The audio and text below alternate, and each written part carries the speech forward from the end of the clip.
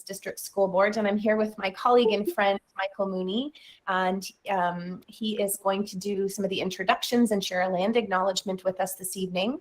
And I have asked Elder Christopher Stock, who is a dear friend of mine and comes from the community of Wattamohawks, to share the traditional opening for us this evening as well. So I'll turn it over to Christopher, I think, first, and we'll have him do the opening, and then we can go to Michael after that to set the stage. And thanks so much, everybody, for being here with us this evening.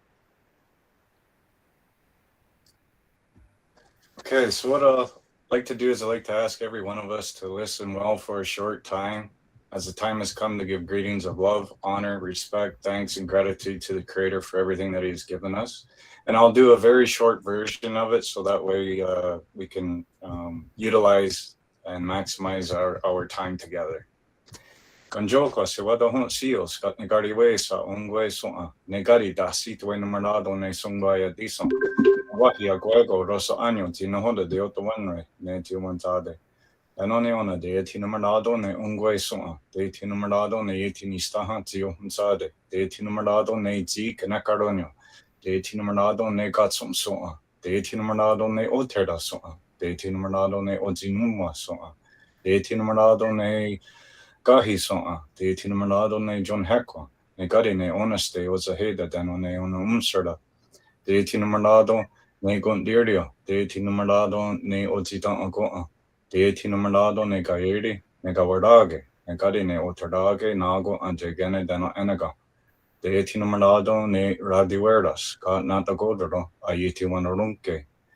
De tinumerado ne yunki sota asontanka garakwa, de yago swatedum tinua sumdes. Da sitwe numerado ne songwaya dison, da hodi swatedum. De tinumerado ne zio gistokwaronyo, da hodi swatedum tinua sumdes. Da noneona da sitwe numerado ne songwaya dison. Ona toni orde, hokadari watweni. Toga teno sunkene gorha. Isegene se wagwadago dano aese wade la shuhage dano scano. Toga dinayoto nungwani gorda. Tonyawanage nyawa. And now that I've done the best of my ability, should there be anything we may have forgotten to mention, I ask that each and every one of us to place those items into our minds. And now we come together as one mind. Nyawa.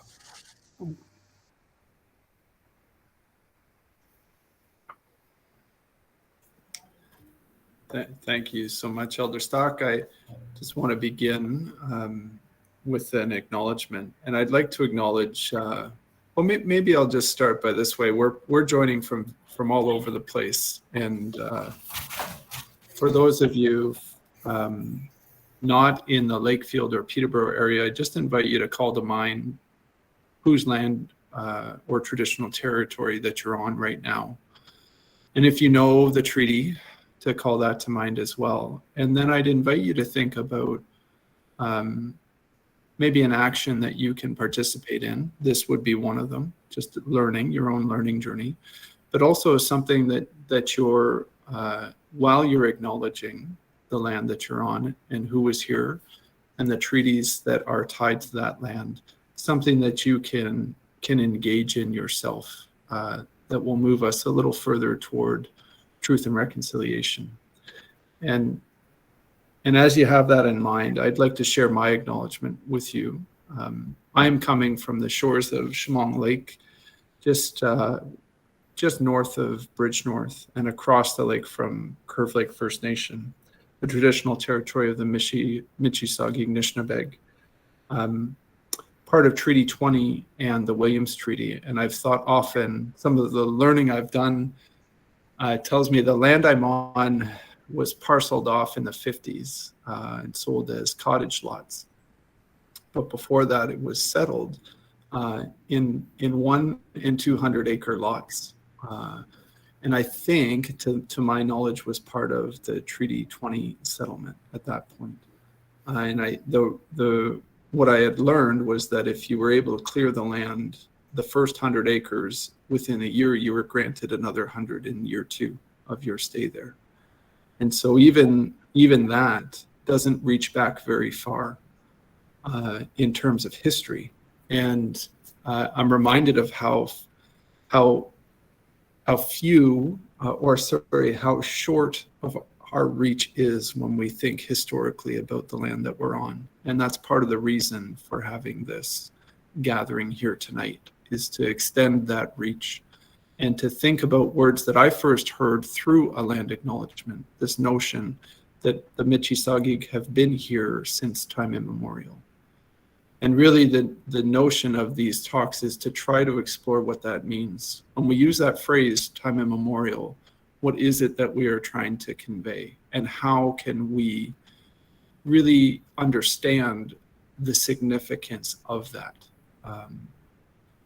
And as I think what I'd like to contribute to that conversation is that I'm a person who moved here to the Peterborough area for university in my late teens or early 20s. So about half of my time alive so far has been 20 years, and if I were to compare that to time immemorial, I don't even think it would occupy like the width of a hair on a timeline. So it is so challenging to grasp these concepts. And I'm hoping that as we dive into this conversation around language, someone asked me a very difficult question today about language. And I had to think about, well, why is it that I feel it's so important to learn about languages? And I think about right now how difficult it is for me to come up with words that characterize the learning that I'm engaged in. And then even though I don't understand, but when I listen to the Thanksgiving address, or when I've heard people speak Munsee or Michif or Anishinaabemowin, there's something to that language that's so foreign and different. And it reminds me of how much more there is to learn. So I know we're just scratching the surface in this series, but I'm just very grateful for the opportunity to even engage in the learning. And with that, I'd like to invite our moderator. I'll speak to him just for a moment and then turn things over. It's Ian McCallum is his name. And I've known him for a couple of years now. And he joins us tonight in his capacity as in the sense that he is working to revitalize the Munsee language. He's teaching community classes, both online and in person, and is someone who's really worked diligently and creatively to overcome some of the barriers put up through the pandemic. He's currently working on resources in language and supporting community and daycares. So the language is reaching even younger audiences. So welcome, Ian, and I will mute myself and allow you to take over. Anishik Mike, Anishik Kali for the invitation to be the facilitator for something that is near and dear to my heart, Indigenous languages and revitalization this evening. I'm going to introduce myself in the Munsee language, and then I'll translate right after that. So, Wailik Pishkak Wamawan, Need the Shinzi Wabanach, Ninonje Nalahi, Shuknuikian Berry, Nawalutman Wundak Takwa, Nindalok Sheshko Halawesik Pam Bilak, Anishik Washapawewak Minjikaning, Wak Chimnasing, Matchkish Aptone. So my English name is Ian McCallum. I'm from Munsee Delaware Nation, which is southwest of London, Ontario, about 35 minutes southwest. That's my mother's people, and I'm a band member. But I do live outside of Barrie, Ontario, so I did have to acknowledge the fact that I'm a visitor on the territory of the good people of Rama and the good people of Christian Island. So I'm a visitor to these lands as well. I do work with a lot of school papers, and I follow the ways of the turtle.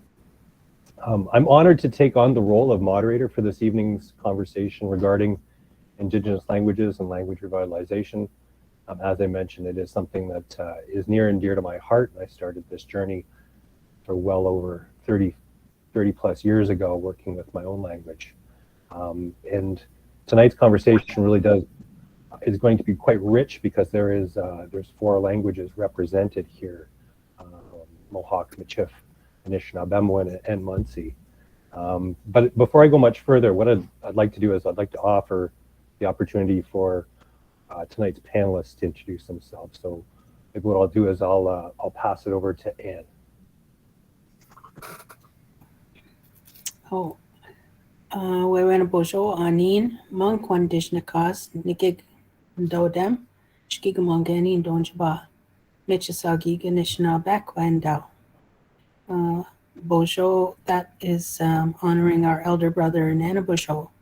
Anin is that spiritual hello, where our spirits recognize each other. My Anishinaabe name is Loon Feather. My English name is Anne Taylor. I'm of the Otter Clan. I come from Curve Lake First Nation, and I'm a Michisagi Anishinaabe woman. And currently I am the Anishinaabe community coordinator for my community. Miigwech. Anishig Miigwech, Anne. Maybe what I'll do is I'll pass it over to Renee. Tanchi, bonjour, je m'appelle René Lorrain. Dishnekashan René. I was born and raised in La Fontaine, Ontario, which is a small Métis francophone village. And you have to go through La Fontaine to head towards Christian Island and Beausoleil First Nations. I now live in Penetang, and I'm part of the historic community Métis community, Georgian Bay Métis community. My Métis verified family line is Dusome Clermont, and the Indigenous link to my Métis heritage is from the Menominee, also known as the Wild Rice Tribe.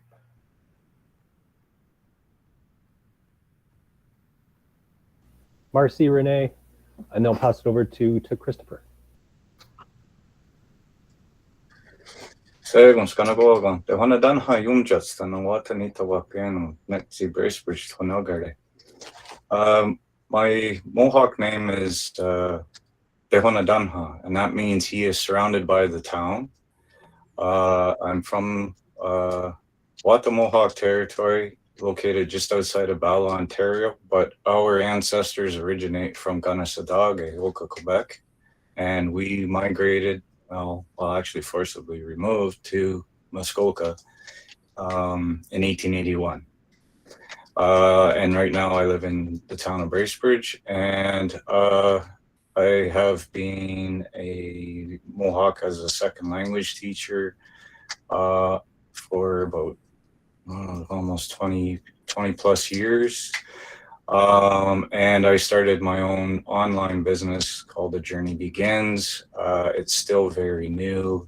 And it was the pandemic that brought me to creating my own website and trying to keep that awareness and understanding of Indigenous cultures, languages, and histories, so that we can get to a place of healing, so that we can get real sustaining truth and reconciliation. Yeah, Christopher. I think before we offer up the first question, I think part of the reason I took on the role of facilitator is, quite selfishly, I'm able to sit with 3 other people involved with language revitalization. So I must admit my motives are a little bit self-serving, because, to be honest, you don't get a whole lot of opportunity to sit with language speakers or people involved with language revitalization, because there's so much work to do within our own community and within schools and all of that we do in terms of resource creation. So I think having the opportunity to facilitate this, but also to listen to the good work that Anne, Renee, and Christopher have done in their communities and are doing is, I would argue, a little bit self-serving on my part, but I am so excited to hear from others and have this opportunity. I'm going to offer the first question for discussion this evening, and maybe this goes with my interests, is that, can you tell us about some of the ways you and your community are working to preserve the language?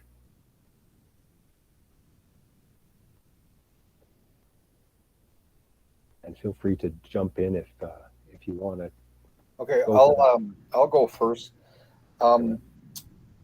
I was in my early 40s when my parents announced to me that I had Métis ancestry, and that opened up my own personal journey. That opened up so many roads. I applied. I applied to Brock University. I got my Bachelor of Aboriginal Adult Education, and when I was taking the course during the readings, I was introduced to the term Michif language, and that lit a spark that's still alive today, and everything about the language was interesting to me. But I was introduced to Michif Cree, Western Michif, or the Heritage Michif, and that is in Northwest Ontario and in the Prairie provinces. So for my own journey, I had to, I would look up websites and documentation from the Louis Riel Institute and Gabrielle Dumont. And then I was asked in 2005 to be one of the Memino citizens on the National Michif Language working group, and that brought me in contact with master speakers like Norm Fleury and Rita Flama and Grace Zoldi. So, but that was only on the occasions of having to fly there and meet with them, where we had access to computers and telephones. But my main mentor was Rita Flama.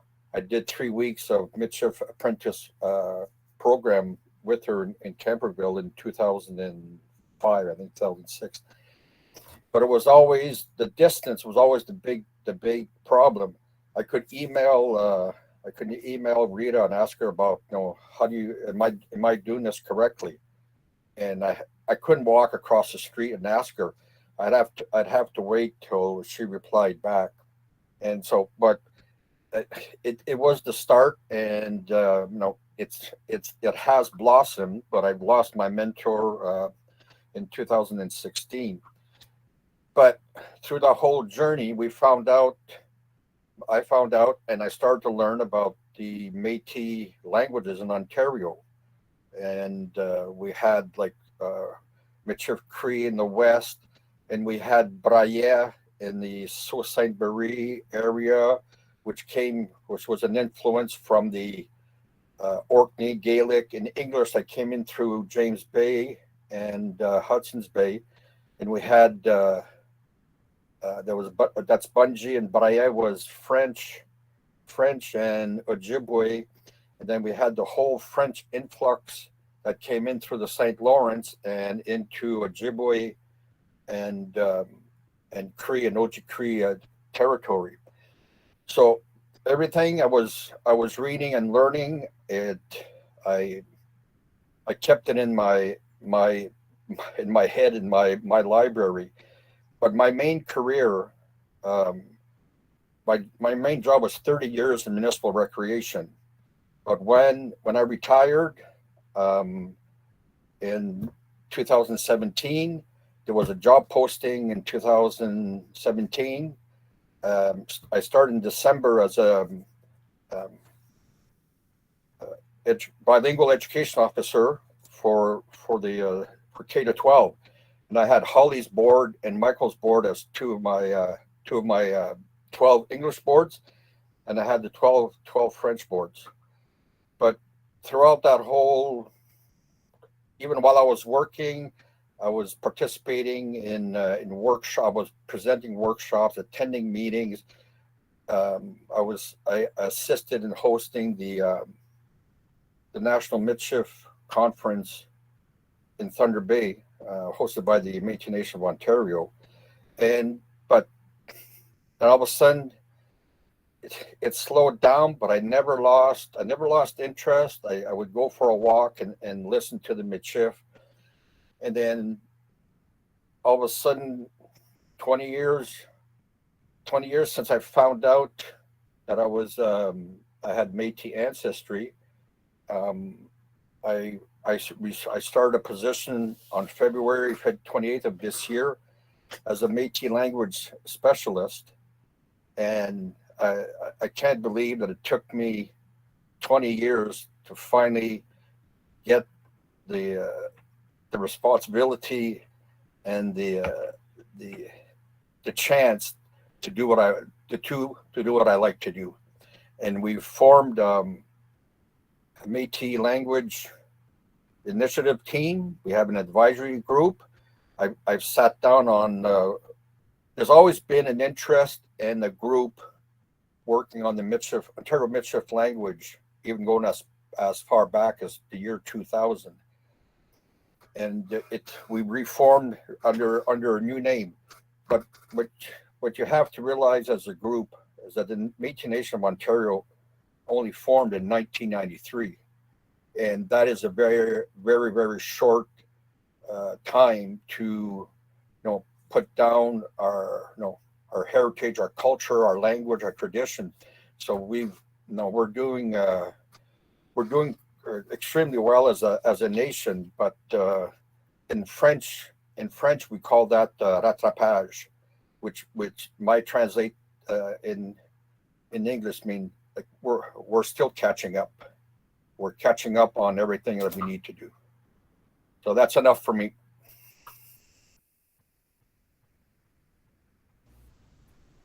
Marcy, Renee, Ann, or Chris?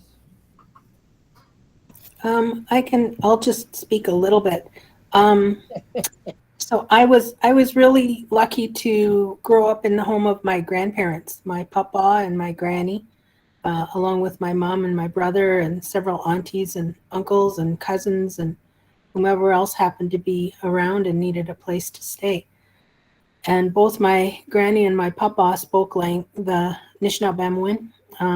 My mom and two of her sisters spoke the language all the time. My uncles spoke the language. From there, I moved in with my great granny. She was 97 when I moved in with her. She was born in 1876. Still a very healthy, very vibrant woman, even in when I moved in with her. And she spoke the language. So I've had a love of the language for a long time. And then when I was 17, I was struck down with a brain aneurysm, and it affected my speech. It affected the way I spoke English. And I would have something like a word seizure where I would get stuck on a word and constantly repeat with increasing speed, and I couldn't stop. And so the doctors tried several medications to try and assist me with being able to control that, and nothing would work.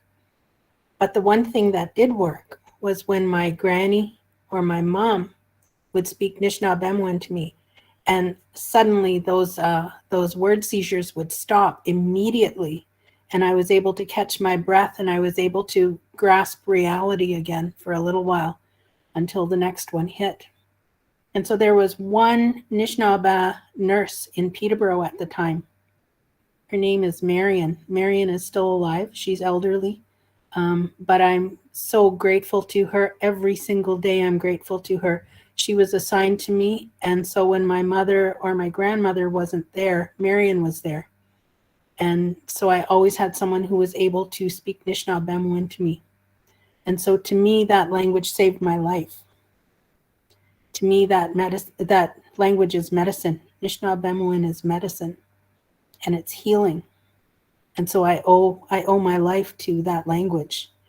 And so I've made a promise to that language that I would try as long as it takes to learn to speak that language, because I have the knowledge of understanding the language. I don't have whether it's the courage or what it is, but there is a block there from me speaking. And one of my favorite Anishinaabe teachers is watching tonight, and I'm all nervous, Moni, because you're watching me. But I'll message you tomorrow. So When I was given the opportunity to work in my community with language, I thought that would be a good thing to do. And so it's a constant struggle because there's only one person in the community that works with the language. So there's a lot of work to do, but we've managed to do quite a bit. We have a steady group of people that meet every Monday evening. We have a steady group of people who attend language conferences and classes. We will be having I just signed the dotted line the other day for a language app to be developed in our dialect, and that will be ready to go probably by October. We'll have that. I've also had the opportunity to record many of our fluent speakers in my community, which is necessary because this is the last generation of speakers in my community that grew up speaking the language in the home. And so our language is in a desperate situation. So with the help of those fluent speakers and with the help of those in my community that are so eager to learn, we've managed to keep the language going. But there's still a lot of work that needs to be done. And so I'm ready for that challenge to do what it takes to get people interested in the language and assist them in any way I can. And I'm so grateful to teachers like Mani who are so patient and who are so wise and who share so much of their knowledge all the time with those of us that bug them all the time with questions.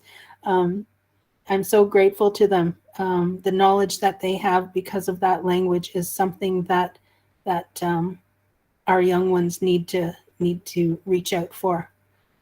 So I'll leave it at that. And I'm just so happy that even though I'm nervous that Mani's here, I'm so happy she's here. Miigwech.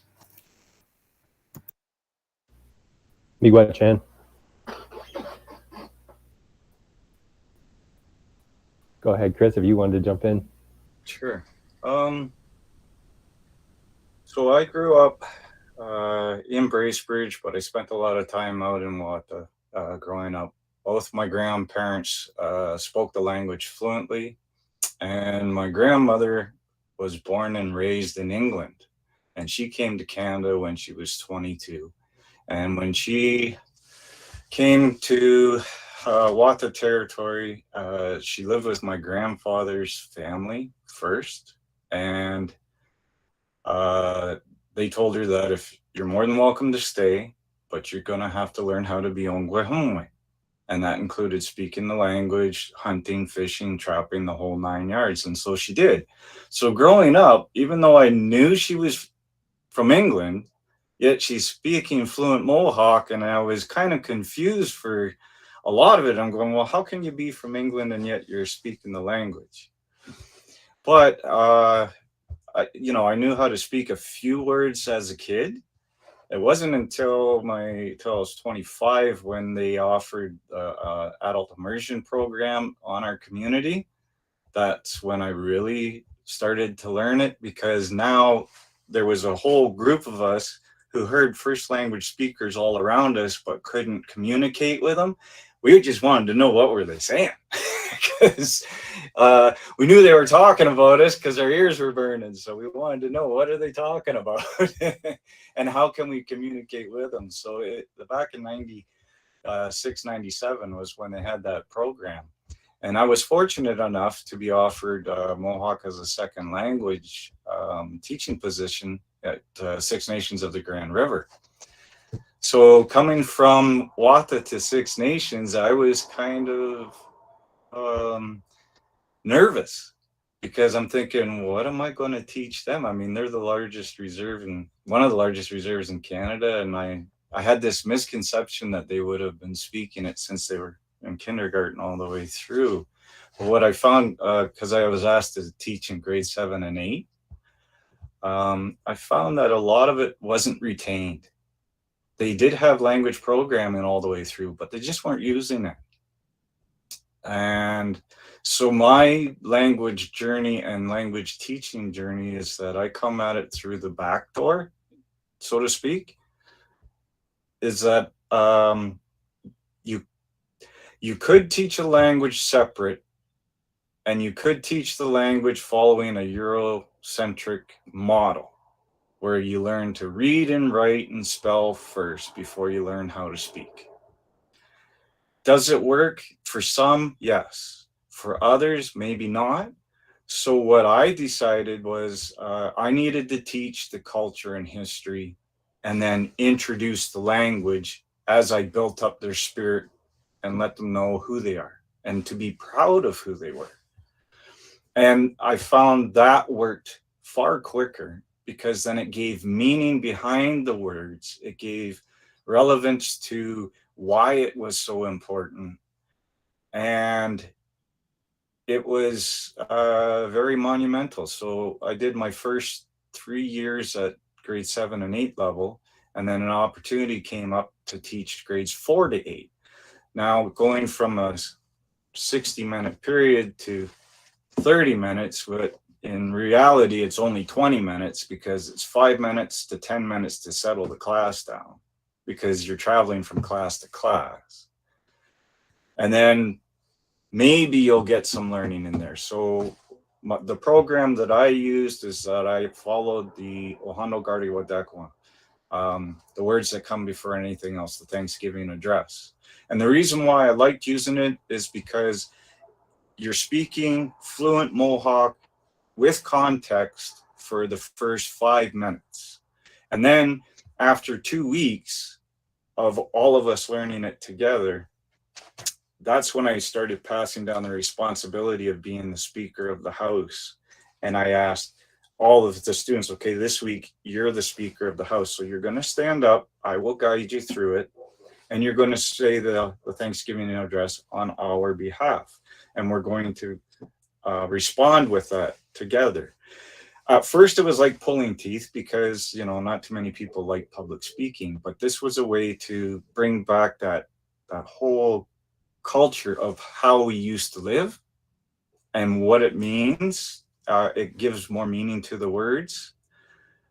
And before long, not only could they say it from memory, but they were speaking from their heart, which means that they fully understood what they were saying and why they were saying it and who they were saying it for.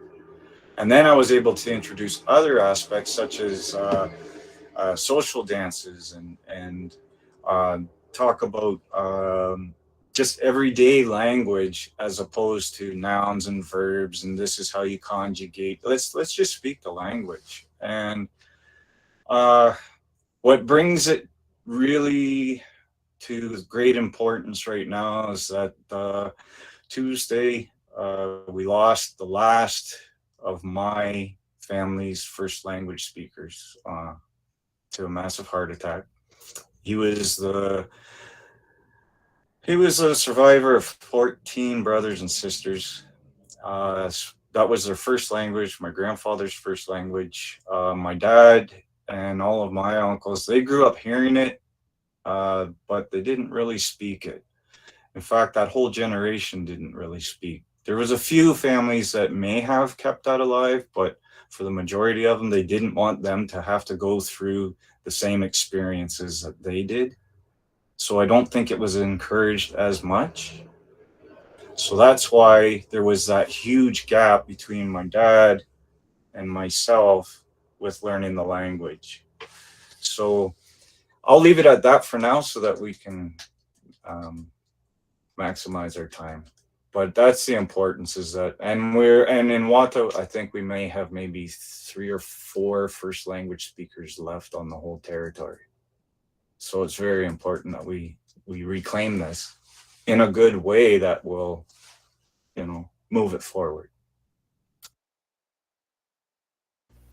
No, and Chris, you know, listening to all three of you, I sort of found a, you know, connections and things that you said in terms of my own language work. And Renee, I had the pleasure of meeting you well over 15 years ago, working, you know, with Simcoe County, and I do recall you learning the Michif language at that time, and that, you that journey of language learning is not just something that is it's a 2-year process or it's a 3-year process. It's something that you do, but you go away and then you come back, and and that as life takes you down its road, that oftentimes you come back to language, but your determination is something that I do recall hearing way back when. I think it was probably at least 15 years ago, sitting in Penetanguishene. And Anne, you mentioned the grandparents, and I had a similar experience where I got to live with my great grandfather, one of the last speakers, and born in that generation in the 1800s, to hear the Munsee language in the house that I lived in, and how important that was.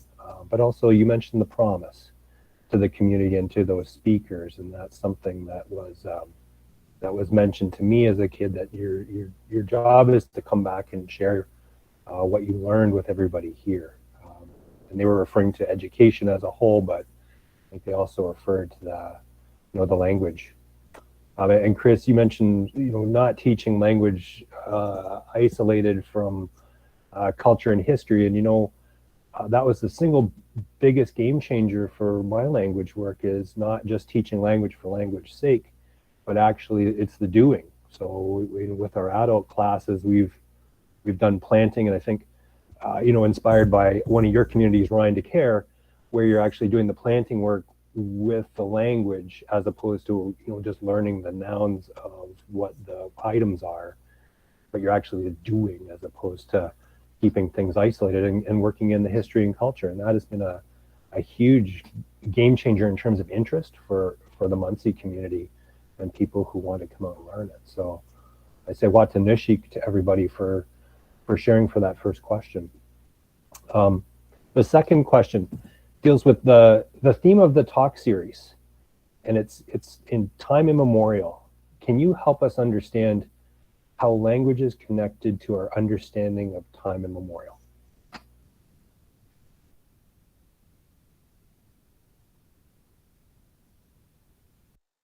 In Anishinaabe, that time immemorial, our language comes from the land. The land is timeless. The water is timeless.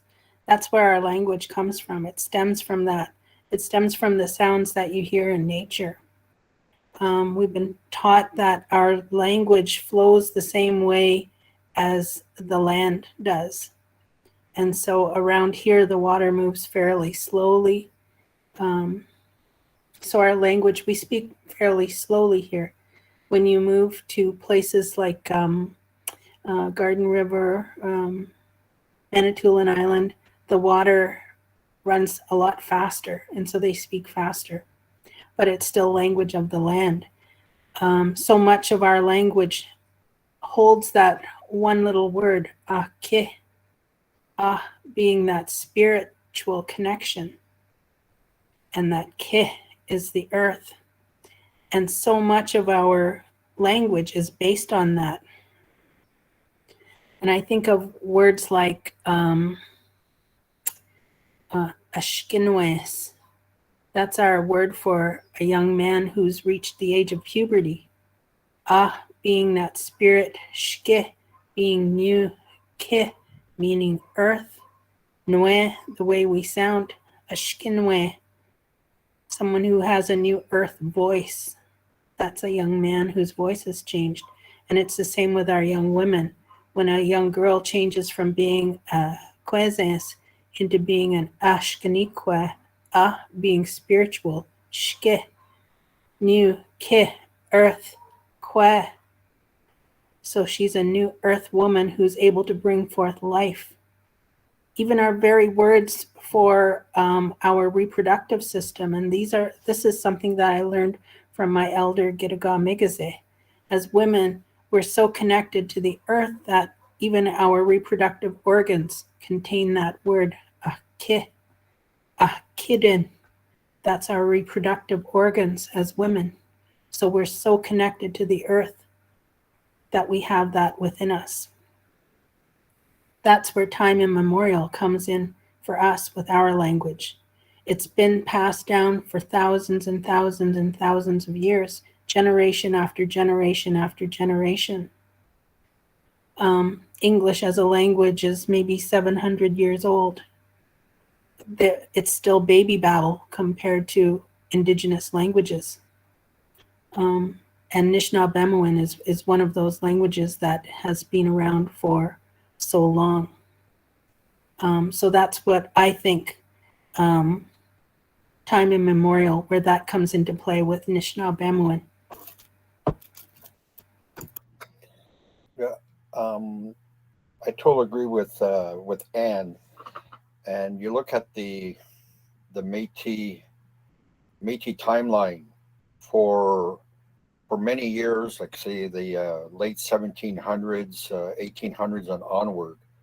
We were a people, but we weren't a nation until we became one of the three Indigenous peoples in Canada. And but there was, like, you have to realize that Métis languages is a combination of European and Indigenous languages. There's a various mixture of, for example, Michif Cree, which is French nouns, French adjectives, Cree verbs, Cree adverbs. Like l'homme, les Français, namoya kashki teo, le Cree.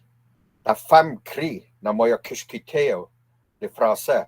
Maka, les enfants, kishki teo wak, Français, puis le Cree. So a true West Michif Cree statement would be the Frenchman could not speak Cree. The Cree woman could not speak French. But out of the union, the children learn how to speak French and Cree. So and that is not that long ago where those unions became together. I look back also when Etienne Brûlé, who was the first French Canadians in the Great Lakes area, and I'm sure when he approached the Huron-Wendat, probably the first thing he learned to say was "Stan tachiha, tachi atse," which basically means the same idea what Christopher said, is that I don't know what you guys are saying. And that was the start of another first contact where, they basically, it started from scratch. Sign language and a few words here and there. And if you were um, comfortable with many languages, you were a bonus for the fur trade.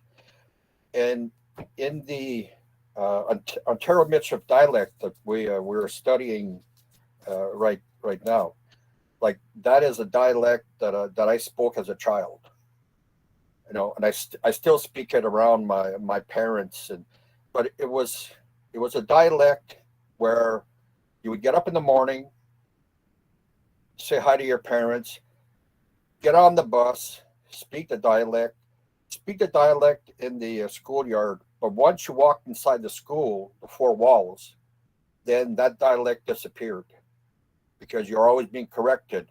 But then you would go back out to recess, come back into class, learn the proper French. But we were able to go back and forth. And I know the First Nations, you have a history of where the language was being beaten out of you. So it saddens me when I think of that. But for Ontario Michif, it's we were able to live it from my youth to now, because there are still terms that we use from other First Nation languages, and we call that word borrowing. With our words we use in Ontario Michif, that are words that we borrowed from First Nations people. So, but it's over a very short time. It has not been something that's been, for years and years. It's first contact is a very recent event.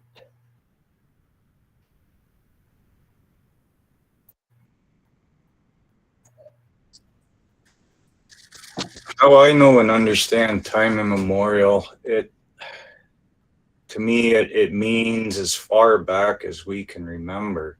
And with Haudenosaunee people, it goes beyond Turtle Island, because our stories talk about how we come from the sky world. So time immemorial means that it's even further than Turtle Island. And also with our creation story, when it talks about how when the creator placed everything on this earth before he created the human being, he made sure that everything had instructions and made sure that everything had a role and responsibility, because he also knew that the human beings he was going to create were going to forget to do certain things. So he put in place certain measures to make sure that we always have these reminders.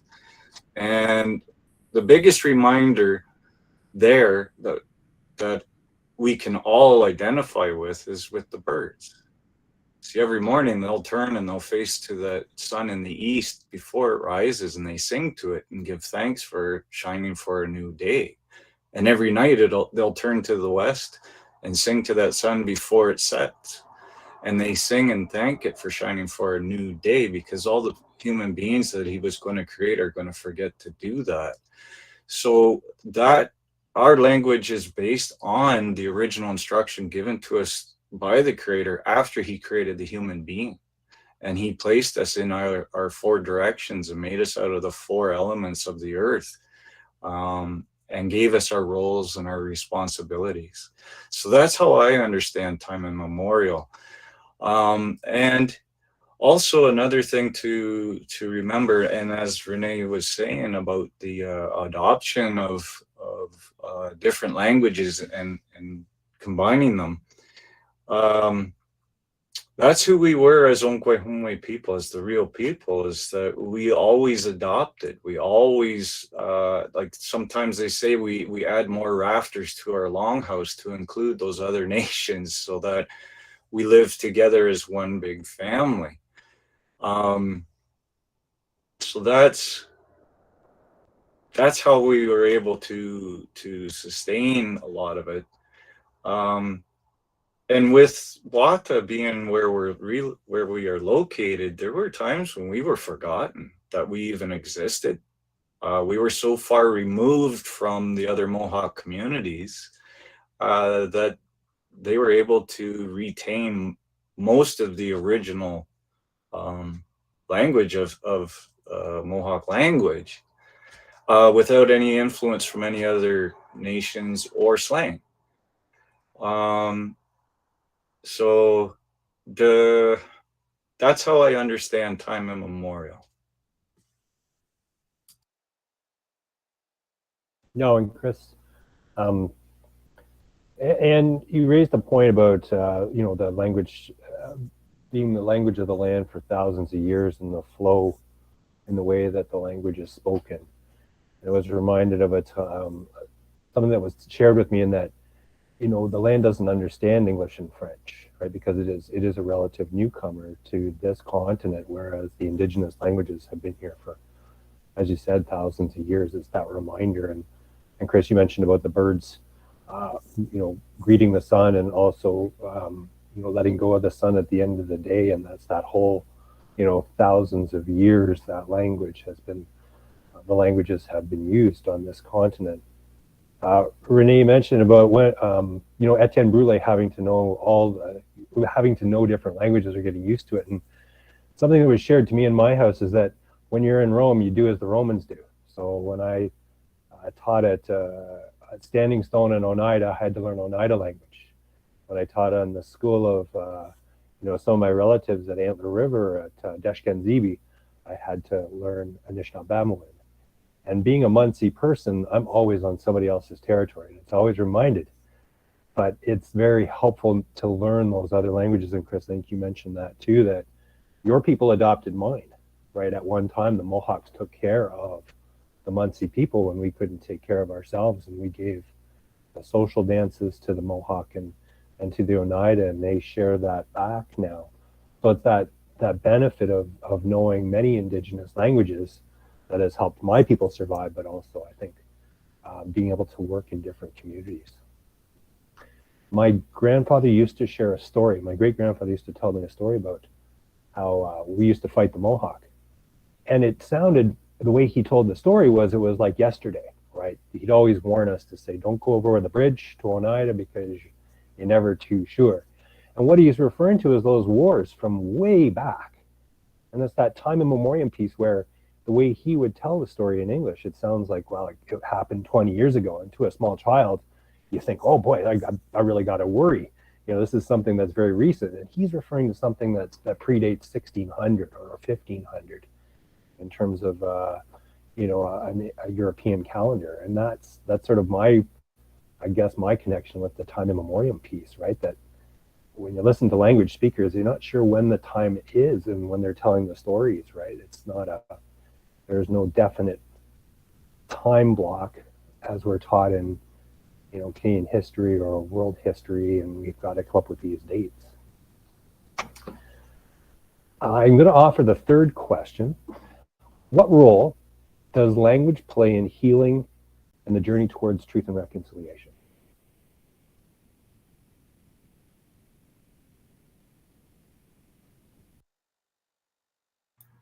Can you repeat, Ian, please? Sure can. What role does language play in healing and the journey towards truth and reconciliation? I'm going to jump right in on this. Sorry, Renee.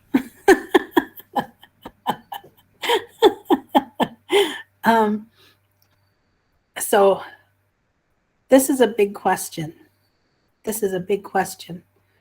And it's impossible to answer it in a couple of minutes. It could be a whole other session. So I have some strong feelings about Anishinaabe.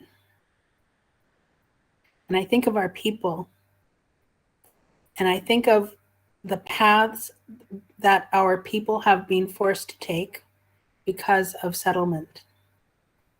And every path seems to lead to incarceration.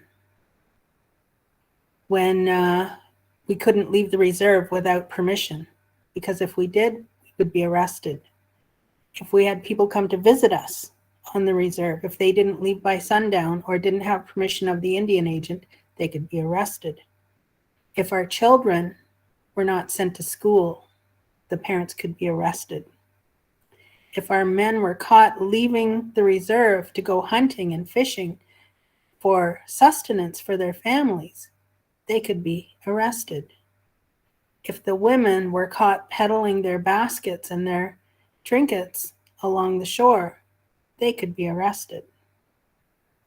Again and again and again, everything that happens in our history leads us to a path of incarceration. And because of that, there has been a great deal of mental health issues in our communities brought on by those threats and by those actions of people that have no understanding of our cultural history, our heritage. Even currently, we have the highest percentage of suicides.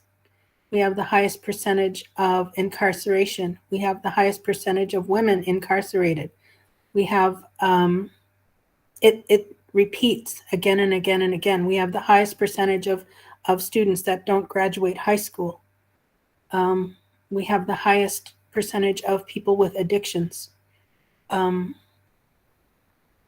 all of that is a disconnect from culture and from language. Because our language, when you understand it, has all of the instructions needed to live that b'madaziwin. And so I think of that historic trauma that our children carry. our young ones. In my community, we try and start the children at least hearing the language in the early learning centers.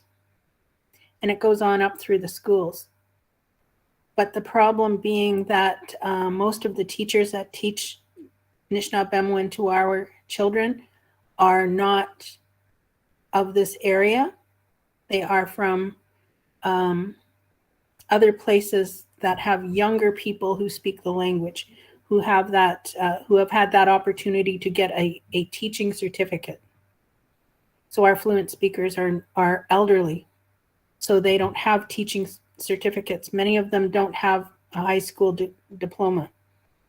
But we're left with all of these young ones that are in school who suffer this historic trauma, who carry the burden of that trauma on their young shoulders. The one way to heal them is that language. So that language belongs to those kids. Because once they start learning that language and start learning that spiritual connection of each and every sound that is held within our language, that's when their healing journey begins. That's when they become proud of who they are. That's when they connect with their ancestors. That's when they connect with ceremony. That's when they connect with Creator. That's when they connect with the world. And when I'm talking about the world, I'm talking about the trees, the animals, the fish, the birds, the insects, all of that Creator has given. That language holds that. And that language holds that medicine for our young ones. And so I know that there are many, many, many people who want to learn our languages, but that language belongs to our children first and foremost. It's more important for our children to learn that language than for a settler to learn our language. And I believe that if a settler is learning our language, they are learning it as a language. Our children need to learn it as a way of being and not a language. They have to learn it as a way of being in the world, a way of being with themselves, and a way of being a part of creation. And all of that leads to healing, not of just themselves, but of their family, of those ones that have yet to be born, and certainly the healing of their ancestors who walk at their back. I know that I have heard a lot of people in the past when I've said that language belongs to our children before our settler allies learn the language. And I know I've heard a lot of people, but I think they have the ability to understand that. I have faith that they understand when I'm saying that our children need that first and foremost before they do. I believe that they understand that. And once that paradigm shift occurs, that's when reconciliation can start to happen. And that, I'm sorry, Renee, I know I jumped in ahead of you, but that's what I wanted to say. Miigwech. Yeah, I'll tell you a personal journey when it comes to language and reconciliation. When my mother, excuse me, when my mother told me that I had Métis ancestry, my first reaction was I slammed my fist on the table and I asked my mother, why didn't you tell me sooner? Because there was always something in the back of myself there, that there was something missing. And like it surprised my mother. But we went through a certain amount of time where I had to accept her side of the story, why they didn't tell us. And then she started to understand my side of the story, why I needed to know and know more. And so that's an example of just like Anna said, a family reconciliation. And I enjoy listening to other languages, Indigenous languages, and I always try and see the value and the purpose of what reconciliation is trying to provide to us.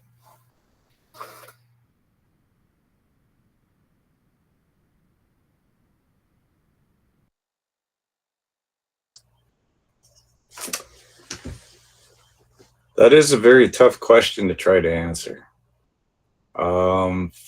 Mostly because we don't really know and understand what reconciliation is or what it's going to look like.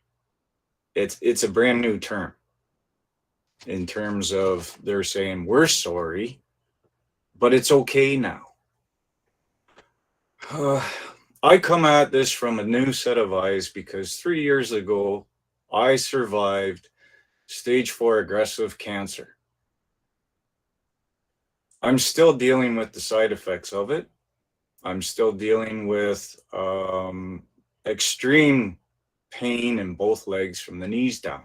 I can't drive. I can't walk very far. I can't do a whole lot anymore. There's a lot I can't do. But my journey through cancer has opened my eyes to show me that we are running out of time. That we are so busy fighting over dialects. We're fighting over what's more important.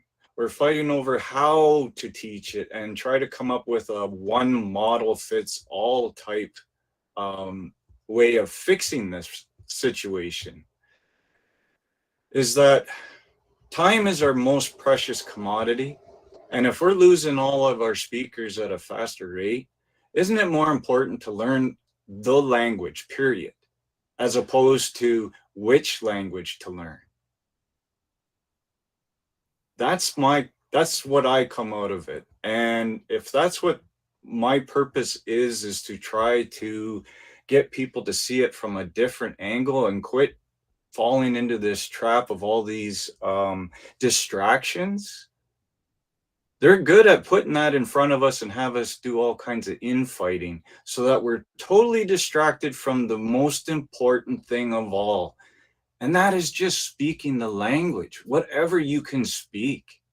If all you can say is, is there peace with you? You're speaking the language. If you can say, Nyawagoa, thank you very much. You're speaking the language. We need to get to the point where we're saying we are speaking the language, not we are learning how to speak the language, if that makes any sense. So my perspective on this whole issue is totally different because I'm still new in my recovery journey. I was given a 75% chance of surviving up to 5 years. I'm into my 3rd year. So if I only have 2 more years left on this earth to try to move that needle forward, then so be it. Let's just speak the language as much as we can. Let's encourage everybody to learn it, whether they're settlers or not, because we're so blended with our families, we might not know who has ancestry, but those people do. They can feel it. They feel it in their spirit. They know something's missing. And how far back are we going to go to say you can learn this and you can learn that? That's my thoughts. That's how I come at this angle with language. I used to think the same way. I used to think that it had to be one way or it had to be this way or this way would be the better way. Now it's like, let's just speak. Let's all of us just speak what little we can, because that will bring out that honor and that respect that it is due. We have to turn the tables around. It was outlawed. It was considered dirty. It was considered, not even worth anything. Let's polish that off. Let's make it worth something again. Now we'll go with Chimigwich. Jimmy Gutch, now and go up, everyone. And you mentioned about it belonging to the children, and I have to admit I agree with you in that our community has long neglected that piece on our language sort of reclamation journey, I suppose, where the focus has been on adults and has been on the children in elementary school. And it's only within the last year that the focus has now turned to providing our youngest, but also the families with some language materials and some language learning opportunities. Renee mentioned about the value and purpose, right? And there was a time as a child of the 70s, and who's about to be turning 50 very soon, there was a time when language and the language I learned had to not be spoken because the community didn't want to know, didn't want to hear it anymore.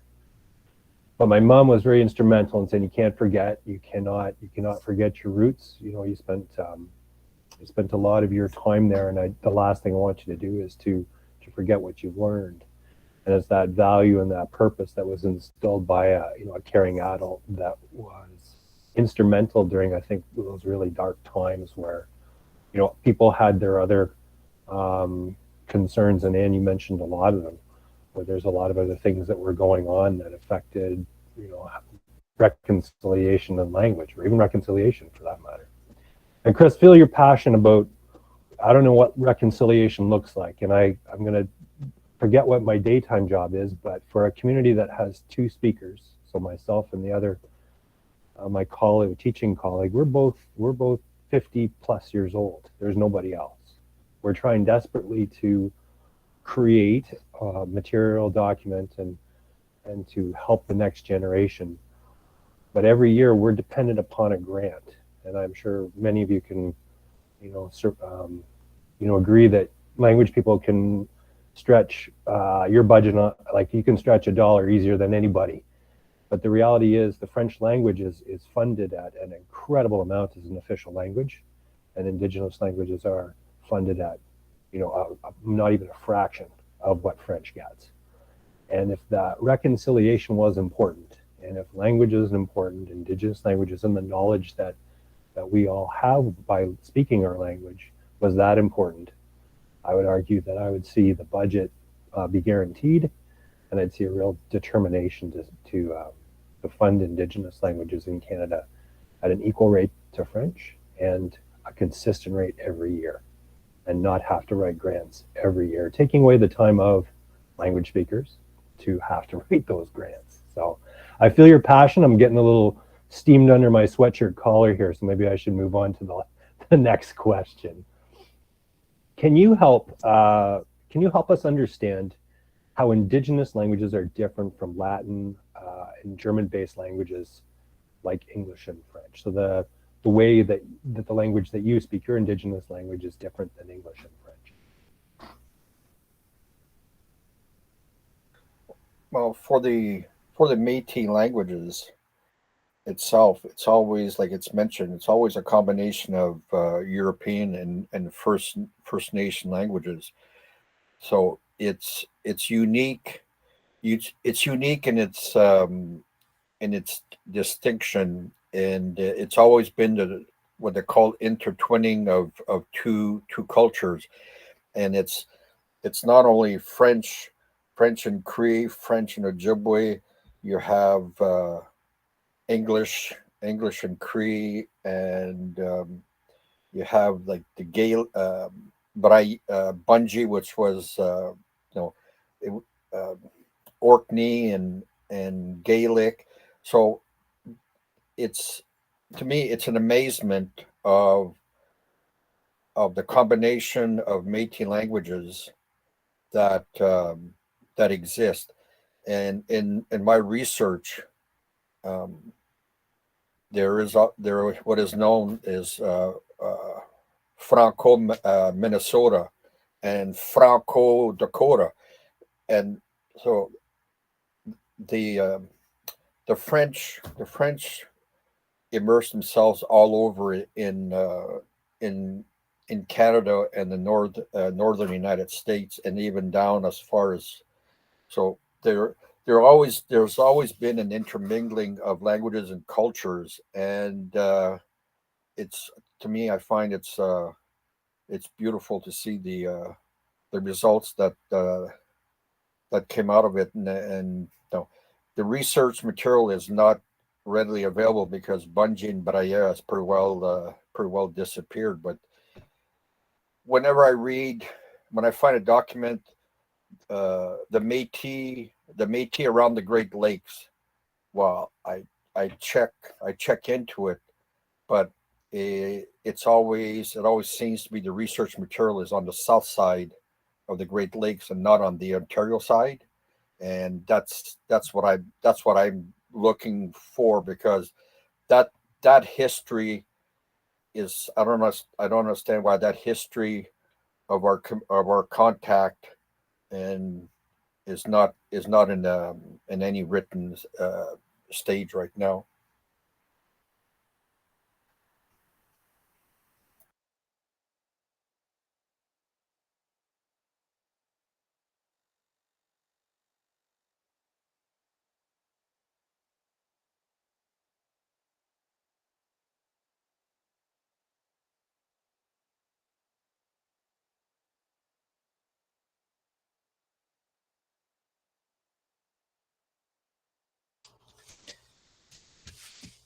From what I understand about the Mohawk language is that, especially in the written form, you have two versions.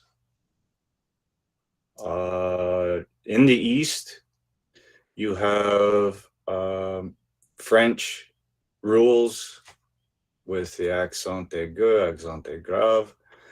You have the glottal stops. They devised our own written system. They devised our own alphabet in order to translate the Bible and have us converted to Christianity. Then you have the English version, who also did the same thing, following English rules, English accents, to do this exact same thing, translate the Bible and have us converted to Christianity. So to sit there and say how it's really different would be to say it's more different in how they say the words. You can tell where they're from more than anything. So you can tell somebody who's from Kahnawake, from Kanasadage and Akwesasne, Tyendinaga, Oswego, and even Wata, just by the way they speak, just as much as you can tell the difference between Kana Joharege and Ganyange. It all depends on where they are and the area which they are, because then they would use words that are reminiscent of where they're living. So it's kind of hard to separate it when that's our written form and that's what we're teaching.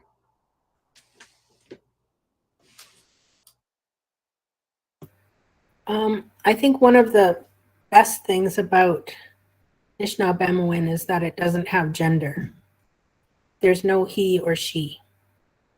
And I love that, because even just the concept of not having gender forces you to look at things in a different way. And I really love that. I really love that we don't have gender. That, to me, that's incredible. I also love that it is still a very strong oral language, even though we were given a way of writing it by Mr. Fierro, not Guy Fieri, but the Fierro method, the double vowel method. He's a non-Indigenous fella who came up with that, and it's a good method. But our language is still very strongly oral, and so you have to really listen, and you have to pay attention, and so that's why our language is still passed down a lot through song and story, because that's an easy way for passing on that language. I think that's probably those two things: the oral nature of the language and the not having a gender. I think those two things are speak strongly to the to the age of the language and to the evolution of the language as well. I think that those are the biggest differences to me. To that point, and Bunji, it's Bunji is a Métis dialect, and it's also a dialect that does not recognize he and she. Yeah.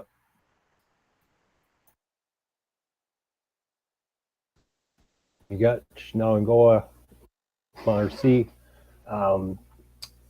Renee, you mentioned Gaelic being part of the language, and on my dad's side, they spoke Gaelic, and I can't imagine speaking that language and ever being able to marry anybody, because it sounds like such an angry language from the way I was taught the language. So that harshness of Gaelic, and melding that with the melodic Cree and Ojibwe language, just seems like it's like two things that should never be together. Chris, you mentioned that the books that derived just to provide Christianity to Indigenous peoples, and of course the Delaware people have long been associated with the Moravians, and the Moravians did exactly the same thing in terms of recording our language into a form so that we could therefore read the Bible and read the psalm books and things like that. And then you mentioned gender, and when I thought about gender, it's almost a breath of fresh air when people are learning the language, and then you hit them with inanimate and animate. And then, of course, the rules are all out. And, of course, because Munsee is very close, it's a form of Anishinaabe and the close connections. Learners have to go to their dictionary pretty fast to understand, hey, is that animate or inanimate, right? But you give them a break with the gender, right? You don't have to worry so much. On behalf of myself, I wanted to say Huatanishik, which means big thanks in the Munsee language. Mike and Holly, I understand that there'd be time for questions. Would you like me to stop now just to offer time? Sure. Miigwech, Nawagoa, Marcy, to everyone here. Ian, teach me how to say it in Munsee, please. Oh, sure. Anishik. Anishik. For all of your contributions tonight, it's I've really enjoyed sitting and listening and learning, and I'm sure those who are here in our audience have as well. And so you're welcome at this point. If you had a question that you wanted to pose to the panel, you can turn your mic on and ask that question, or you can use the chat pod at this time. And if not, it's okay. Ian has a couple more questions tucked away that he can share as we just wrap up for our 8:30 time slot. But feel welcome. If there's someone here tonight who want to ask a question, please go ahead and do that now. I have a question for Christopher. Why did the Haudenosaunee hate the French so much? Well, that's a loaded question. It depends on their viewpoint, but I think a lot of it was because there was they would say they would do one thing and probably did an opposite, right? So there was that mistrust, I think, for sure. Oh, like Ian said, it could be a story. We could talk from 7 o'clock in the morning till 7 o'clock at night on that particular subject. Absolutely. It might have been because we were allies with the French.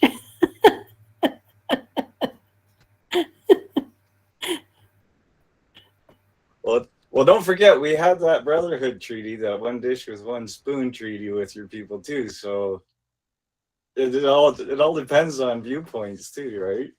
I think what it was is that they were trying to build that wedge between our nations too, because they saw how close ties we had in terms of trade. And I think, to me, from what I understand of all the studies that I've done, it looks like they were just trying to create that wedge in order to get the upper hand on the trade before the English came over to here and found out what they had. I've never so far found a document where Mohawk was mixed in with, like, we borrowed words from the Mohawk language to put into French.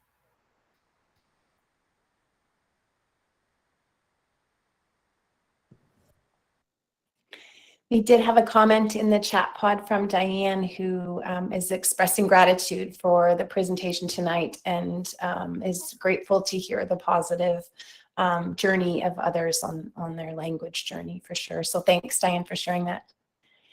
Anyone else with a question? Rachel, go ahead. There you go. I actually have a question kind of in regards to a question that was already posed to the panel around healing. I'm just curious, I know on my own language journey, it's a heavy lift emotionally, well, in all sort of areas. And I'm curious to hear maybe what are specific measures that you might be putting into place, whether it's for young children or adults. What are some of those maybe mechanisms that you're doing, as of course that connection to the land and all of the things that were mentioned in that original question, but are there like specific pieces that can be called out that maybe others could be replicating or considering as they're doing language work in their communities? What with the well, since my involvement with the Métis Nation of Ontario, as a when I started off, we developed like culture camps, a way of life camps, and now in our new role and in our new branch, we're organizing our first language camp sometime in July.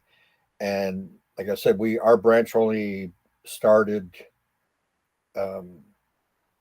in say March 1st of 2022, and we one of our main goals was to put all the resources that were in the beginning stage, halfway done, completed, and we've worked with a lot of documents and a lot of trilingual documents, and we're ready to launch our website in fairly soon. And we're doing them trilingual because the French school boards are always asking for like Métis resources, Métis language resources, and we've been given the okay as a group, as a team. Like we're doing 2 Métis languages presentation to 2 school boards in June, which is something unique and that's never been done before. So we're in the development stage.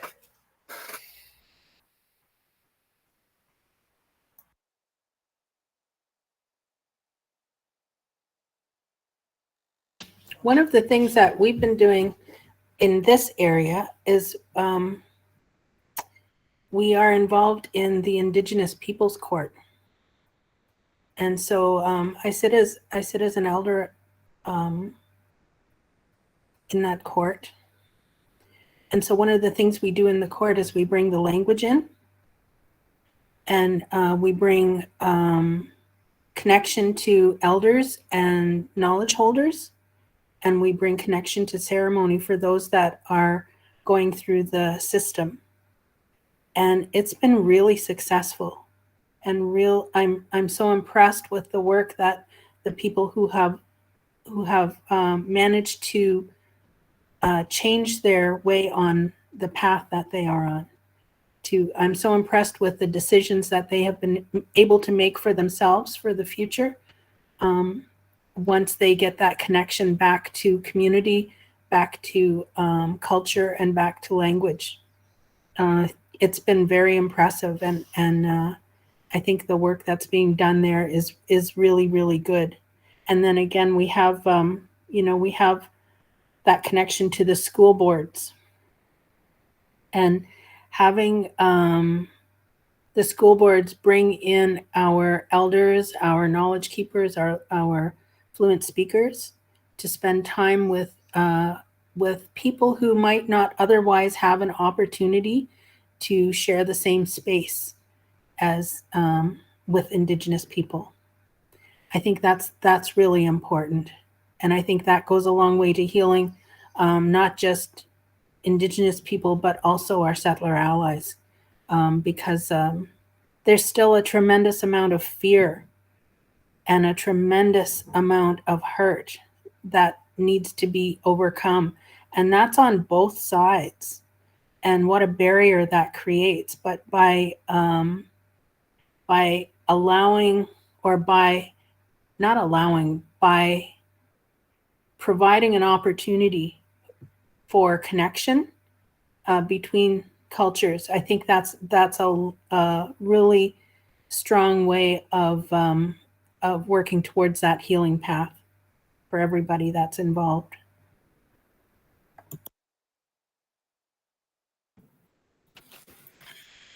I may jump into the conversation at this point just because I have my eye on the time and I wanted to create some space. But maybe before I do, Elder Stock, did you want to comment on that question? I was just going to suggest that with everybody working towards awareness in the school boards, that's going to advance our healing greatly, because the really young generation are keen and eager. They want to learn more about it. Whereas when we were growing up, it wasn't something that was talked about.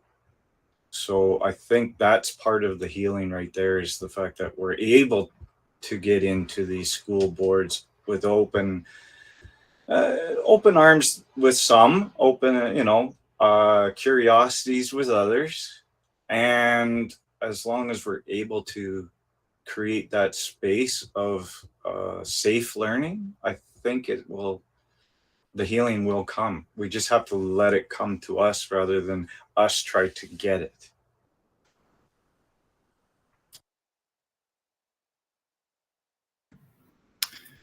Thank you for that. I just wanted to say that, listening is a skill that I didn't always come by naturally. And I'm sure there's lots of people in my life that could attest to that.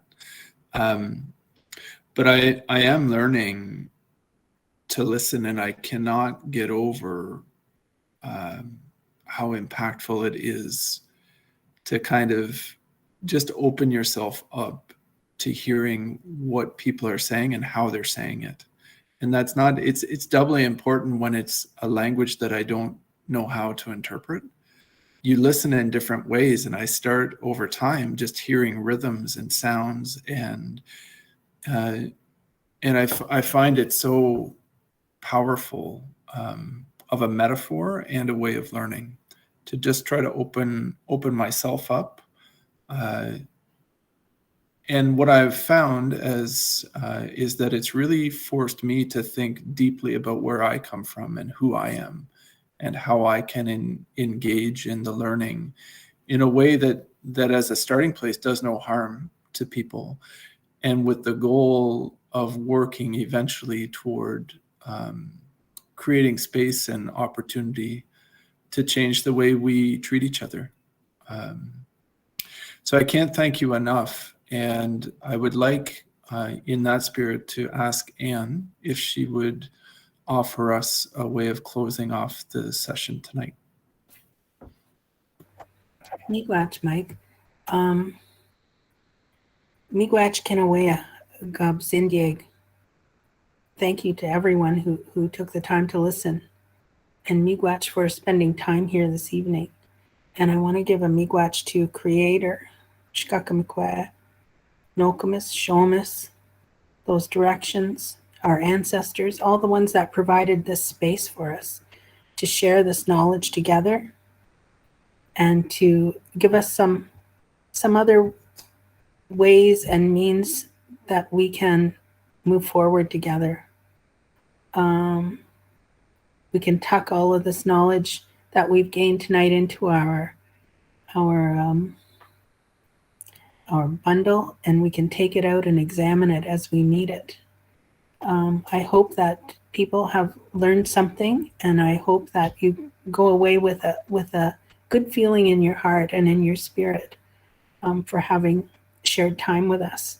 and how wonderful to have so many languages sitting together and sharing space and sharing time and sharing knowledge with each other. It doesn't happen often, and it should maybe happen more. There is a language council that is working on parity with the French language in the schools. And the same council is looking at so many other issues that our languages face. And a lot of that is, it hasn't happened yet, but it's coming. And so I want to give a special thanks to Holly and to Michael for organizing this series of talks. This is something that's been needed for a long time. And I'm really grateful to be a part of it in any way that I can. And Kachimigwach, Chris, and Renee for sharing your knowledge with us, and Ian for sharing your knowledge. Your languages are beautiful. They're just beautiful to listen to. And it's so wonderful to be a part of that. Kachimigwach again for spending time with us and taking time out of your busy schedules, especially after the weather that we've had lately. It's wonderful to see so many people here. Kachimigwach Minwa.